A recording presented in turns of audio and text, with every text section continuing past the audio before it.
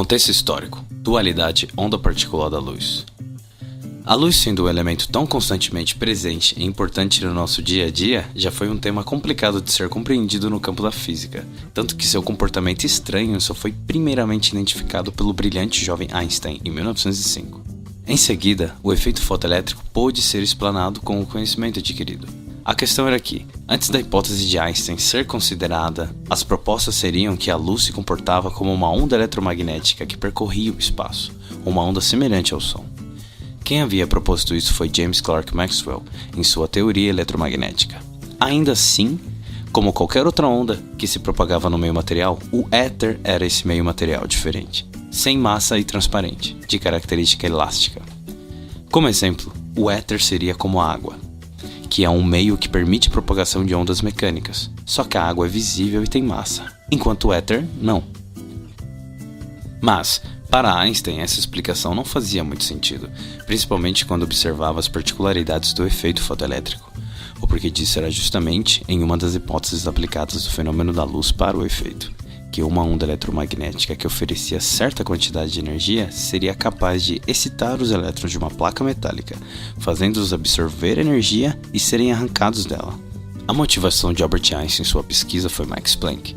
Planck havia proposto a teoria do quantum em 1900. Traduzindo, quantum seriam pequenos fluxos de energia, quanta.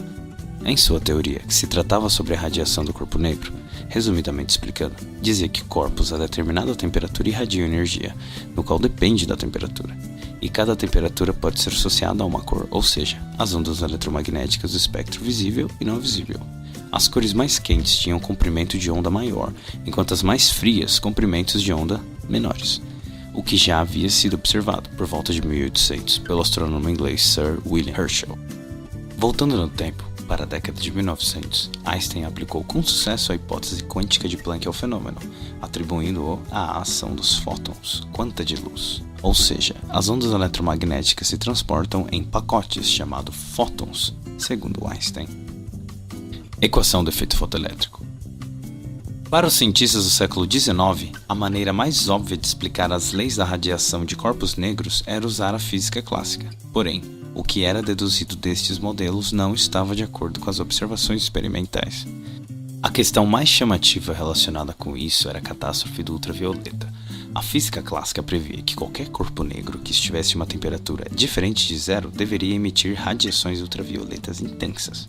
Qualquer objeto muito quente deveria devastar a região em volta dele com suas radiações de alta frequência. Até mesmo o corpo humano deveria brilhar no escuro. Para solucionar este problema, o físico alemão Max Planck formulou a lei de Planck. Sua ideia central era que, ao oscilar na frequência V, os átomos só poderiam trocar energia com sua vizinhança, gerando ou absorvendo radiação eletromagnética em pacotes discretos de energia. Se os átomos, ao oscilar, transferem energia E para a vizinhança, detecta-se radiação de frequência V igual a E sobre H. Sendo E energia, H a constante de Planck e V é a frequência. A hipótese de Planck sugere que a radiação de frequência V só pode ser gerada se um oscilador com essa frequência tiver a energia mínima suficiente para começar a oscilar. Planck propôs descrever a transferência de energia em termos de pacotes discretos. Uma das evidências que justificam a revolução na física vem do efeito fotoelétrico. Nenhum elétron é ejetado até que a radiação tenha frequência acima de um determinado valor característico do metal. Os elétrons são ejetados imediatamente, por menor que seja a intensidade da radiação. A energia cinética dos elétrons ejetados aumenta linearmente com a frequência da radiação incidente. Einstein encontrou uma explicação para essas observações e modificou profundamente nossa concepção de campo eletromagnético. Ele propôs que a radiação eletromagnética é feita em partículas, mais tarde denominada fótons. Cada fóton pode ser entendido como um pacote de energia, e a energia de cada fóton relaciona-se com a frequência da radiação pela equação E igual a H vezes V. Assim, por exemplo, os fótons de luz ultravioleta têm mais energia que os fótons da luz visível, que têm frequências menores. De acordo com esse modelo de fótons para a radiação eletromagnética, pode-se visualizar um feixe de luz vermelha como um feixe de fótons com uma dada energia, a luz amarela um outro feixe de fótons com mais energia e a luz verde um outro feixe de fótons com mais energia ainda. Observação: A intensidade da radiação é uma indicação do número de fótons presentes e E igual a H vezes V é a energia de cada fóton individualmente. As características do efeito fotoelétrico são facilmente explicadas se considerarmos a radiação eletromagnética em termos de fótons. Se a radiação incidente tem frequência V, ela é formada por um feixe de fótons de energia HV. Essas partículas colidem com os elétrons do metal. Baseado nas leis de Planck, Albert Einstein explica o fenômeno efeito fotoelétrico, que basicamente é a emissão de elétrons de uma superfície metálica com emissão de luz. O que não era compreendido na época era que determinadas frequências de luz não tiravam os elétrons do metal, independente da sua intensidade.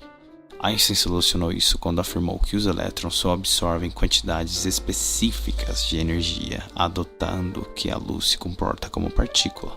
Para um elétron absorver a radiação eletromagnética incidente em um metal e ser solto, essa radiação deve ter uma frequência mínima que depende do metal onde esse elétron se encontra, pois essa frequência mínima está relacionada à energia necessária para romper as forças atrativas sobre o elétron, e essa energia pode variar conforme o material. Caso a frequência de onda seja maior que a necessária, além do elétron se desprender do metal, ele irá ganhar energia cinética que aumentará conforme a frequência da onda aumentar. Ao relacionarmos essas informações, chegamos à fórmula: energia do fóton igual energia trabalho, que é a energia necessária para romper as forças de atração sobre o elétron, mais energia cinética, energia de movimento adquirida pelo elétron posteriormente.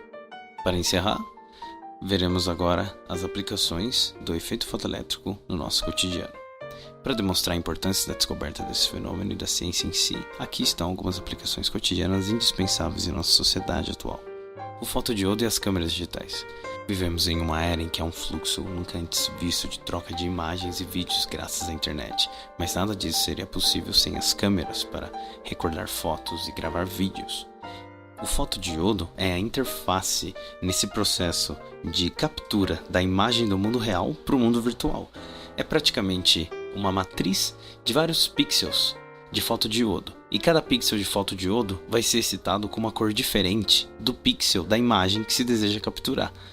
Vão ser recordadas diferentes cargas, graças ao efeito fotoelétrico, em cada pixel de fotodiodo. E cada carga, posteriormente, vai ser considerada como uma cor em específico, que vai compor uma imagem digital. Processo semelhante ocorre em nossos olhos, porém de forma biológica. Não são os diodos, mas sim os cones da retina e o cérebro que se encarrega de capturar e processar as imagens que vemos no mundo exterior. Outra aplicação memorável são as células fotovoltaicas. Essas células são indispensáveis à dinâmica do mundo globalizado, pois elas que alimentam os satélites lá no espaço, que alimentam o nosso sistema de comunicação do mundo cada vez mais globalizado, cada vez mais interdependente. O funcionamento de uma célula fotovoltaica consiste em uma fita de silício enriquecido com impurezas como boro e fósforo, pois o silício sozinho não é um bom condutor de eletricidade. Essa composição gera um campo elétrico que auxilia a captura dos elétrons retirado das órbitas dos átomos da célula fotovoltaica pelo efeito fotoelétrico, ao receber um bombardeamento de fótons da luz solar, resultando em uma geração renovável e limpa de energia elétrica. Com isso, vemos que graças ao entendimento do efeito fotoelétrico e as suas aplicações, a sociedade mudou profundamente o seu jeito de se comunicar, explorar e entender o universo.